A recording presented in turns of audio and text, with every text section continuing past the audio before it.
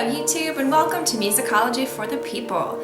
This is the last time I greet you in 2013, so I thought that for today we would wrap up some of the biggest things to happen to the music world in 2013 and look forward to what will happen in 2014. As you might know, 2013 was a huge year for Centennials, which means that there was a lot of great music being performed.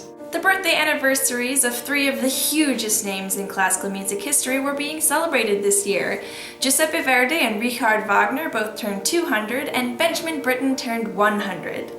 Happy birthday, guys! To celebrate these centennials, orchestras, operas, chamber music groups, and choirs all around the world performed works by these composers. All these centennial events gave me quite a few opportunities to see performances that I had never seen before, such as Don Carlo in its original version by Verdi, and Britten's Owen Wingrave, which is a very dark piece. Now let's talk about some of the greatest performances of centennial works this year. A huge event put on by the BBC Proms was the performance of Wagner's Ring Cycle. This performance was conducted by Daniel Barenboim, and it was performed by the Staatskapelle from Berlin, as well as solo singers such as Bryn Terfel, Nina Stemme, Ekaterina Gubanova, and Ian Patterson. As usual, this cycle was performed over 4 performances and lasted for over 14 hours.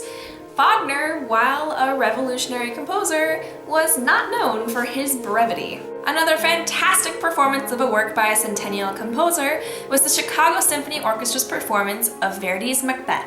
The CSO is one of the best orchestras in the world, and conductor Riccardo Muti really knows how to pull every ounce of perfection out of that orchestra.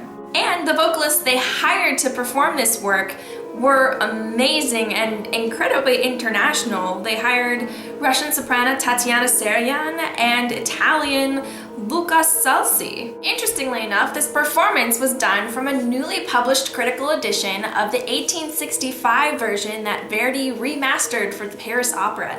It was performed in its entirety, including all of the ballet numbers, which are usually omitted. Now, to pick one of the great Britten performances this year was really difficult, but I decided, hey, if I'm gonna pick a great performance to tell you guys about, why not have it be something that you yourself can see? Therefore, I chose La Scala's performance of Peter Grimes because they filmed it and it is now on DVD. I'll put a link down in the description for where you can find the DVD. The cast was incredible. John Graham Hall, who played Peter Grimes, was amazingly moving, and his character was very unique. It was a very cool take on it. His character choices were of course aided by the directing of Richard Jones and Sarah Fahey, which they did a fantastic job. Definitely worth buying just so you can see this performance. Now, outside of these centennials, as you can imagine, there were some cool things to happen in the music world this year. For example, if you like country music, you'll probably agree with me when I say that this was one of the biggest years for country music. The new wave coming out of Nashville has scored hits with fans who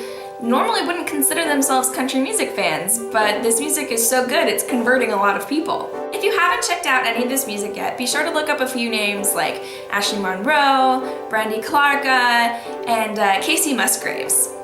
That's her right up there. She's totally adorable, right? Moving away from country, I personally found that Macklemore and Ryan Lewis's song Same Love was a very big step in the rap and hip-hop community. The young musicians produced this song as a call for gay rights and for acceptance of the homosexual population within their community. There's an article in the description below that you can check out for more information on that song. Now, as for new works from the classical music side of things, I thought I'd introduce you to Timo Andres. Andres is a new composer coming out of Yale, and he's really incredible, and his music is becoming ever more popular. This year, a CD was released with works all by Timo Andres, and he even performed some of those pieces on it. The CD is called Homestretch. You should definitely check it out. It's a very good example of some new music being written today. Be sure to check him out. I've actually been playing in the background of this piece one of his songs, which I will also link below. Now, on a not so happy note, I figured we should probably take a moment and think about some of the composers and musicians that we have lost during the year, including John Tavener, Lou Reed, and Ray Manzarek. I suggest you listen to a little bit of their music before you move into the next year.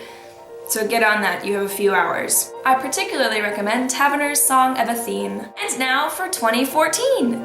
Huzzah! The Centennials this year aren't as big as they were in 2013, but be sure to check out some music by C.P.E. Bach, one of Johann Sebastian Bach's many children, but a very famous composer in his own right, Christoph Willibald von Gluck, a famous opera composer who wrote the ever-popular Orfeo ed Euridice, and Richard Strauss, who's celebrating his 150th birthday, so be sure to look for some of his symphonies or his operas because they are awesome.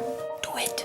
As for what the great performances and new works of 2014 will be, who knows? I look forward to exploring what 2014 can bring for music. Until next week, enjoy your New Year's celebrations and make 2014 your best year yet. Oh, and I almost forgot to mention, Justin Bieber announced his retirement, so we have that to look forward to next year. I know, I was waiting for it too. Long time coming.